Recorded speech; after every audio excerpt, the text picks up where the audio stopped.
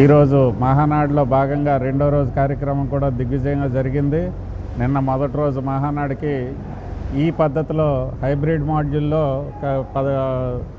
పెట్టడం అనేది ప్రప్రథమం.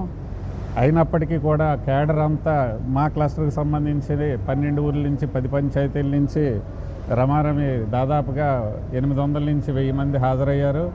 ఇదే విధంగా ఈరోజు కూడా నిన్నటికన్నా మించి జనాలు వచ్చారు. వాళ్ళ ఉత్సాహం చాలా ఉరకలేస్తుంది.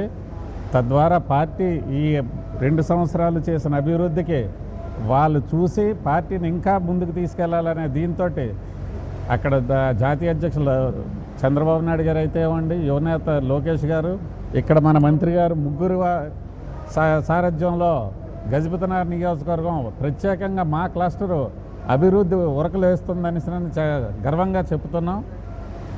ఈ అవకాశం ఇచ్చిన అందరికీ ఈ కార్యక్రమాన్ని దిగ్విజయం చేసిన గ్రామాల నుంచి వచ్చిన కేడర్ అందరికీ, కోఆర్డినేటర్స్ ఏంటి, బూత్ ఇన్ఛార్జీల దగ్గర నుంచి అందరికీ కూడా నమస్కారాలు తెలియజేసుకుంటూ, కృతజ్ఞతలు తెలియజేసుకుంటూ సెలవు తీసుకుంటున్నాం.